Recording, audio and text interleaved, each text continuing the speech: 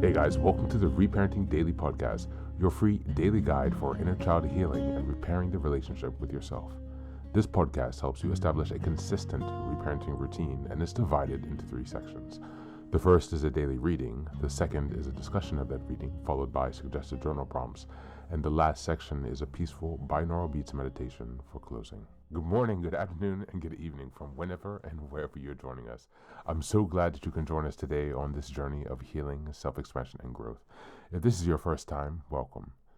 As a celebration of recently passing episode 500, I've opened up a free membership tier for our Patreon community. And this is so that you can access additional resources as well as join our weekly Zoom support calls for free. I understand that there's a lot going on in the world right now, and I know that so many people are really struggling. And so my hope with this is to encourage others to take up the serious work of reparenting and to offer a free community where people can do that. I'd also like to thank everyone who's been along for the journey so far. We've passed episode 550 and continuing beyond. And so this is just a reminder to you all that this is a free podcast, but if you'd like to support the project, you can purchase the Reparenting Daily Journal where you can follow us along all year.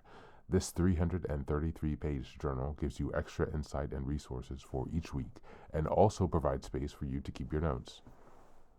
Another way to support the podcast is to purchase the Fairy Tales for Reparenting series, volumes 1 through 3. This collection organizes famous and obscure fairy tales from around the world into 3 phases of the hero's journey, from beginning, middle to end. While you may think that fairy tales are for kids, I'd like to challenge you. These stories contain profound truths and lessons carried down over centuries that we can use in our own reparenting journeys.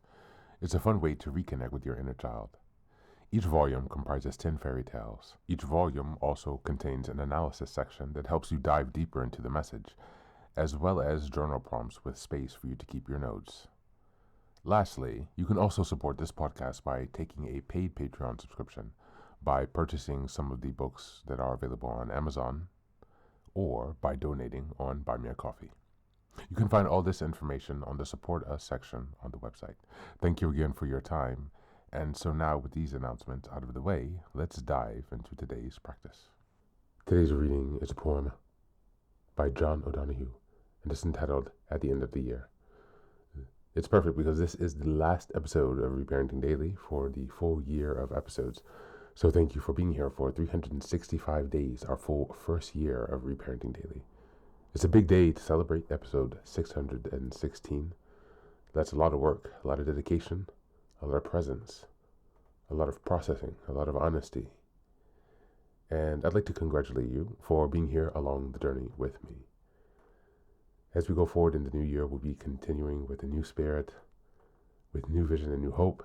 And I hope that you'll be sticking around to see what changes are coming in the new year. Just as a reminder, we're in December, and the theme for this month has been reflecting and setting intentions. We're in week 4, which is December 22nd until the 31st. It's the last day of the week and the last day of the year. The theme for this week has been setting intentions for the new year. At the end of the new year, as this year draws to its end, we give thanks for the gifts it brought and how they became inlaid within, where neither time nor tide can touch them. The days when the veil lifted and the soul could see delight, when the quiver caressed the heart in the sheer exuberance of being here. Surprises that came awake in forgotten corners of old fields, where expectation seemed to have quenched the slow, brooding times, when all was awkward and the wave in the mind pierced every sore with salt. The darkened days that stopped the confidence of dawn. Days when beloved faces shone brighter, with light beyond themselves, and from the granite of some secret sorrow, a stream of buried tears loosened. We bless this year for all we learned, for all we loved and lost, and for the quiet way it brought us nearer to our invisible destination. Thank you, and that's the reading for today.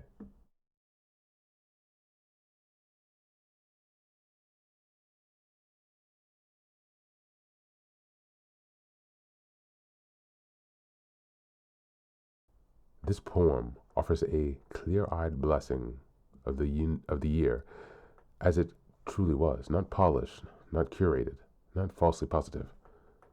O'Donoghue honors the moments of delight and the periods of heaviness, reminding us that meaning is not only found in joy, but in how deeply life enters us. The year's gifts are described as inlaid within, suggesting that what mattered most didn't sit on the surface. It became part of your interior architecture, untouchable to time or circumstance. The poem rushes, the poem refuses to rush past pain. It names the awkward stretches, the mental waves, the that stung old wounds, the days when confidence dimmed and dawn felt unreliable. And yet, these moments are not framed as failures. They are part of the apprenticeship of being human. Even sorrow, when fully lived, loosens something essential: tears, truth, tenderness that could not have emerged any other way. What's most striking is a closing moment. The years don't solve us, fix us, or complete us. It brought us nearer, nearer to meaning, to depth, to what O'Donoghue calls our invisible destination. This isn't about arrival, it's about alignment. The year mattered because it shaped you, through love, loss, surprise, and endurance, into someone more capable of seeing blessings and belonging. As we go into the journal prompts today, number one, what experiences from this year felt or feel inlaid within you, changed you quietly but permanently? Number two, which difficult moments now revealed themselves as teachers rather than obstacles? And number three, in what way do you sense yourself being brought nearer, even if you can't yet name to what? That's it for today and for this year. So as always, thanks for being here. Take care of yourself and please do be well.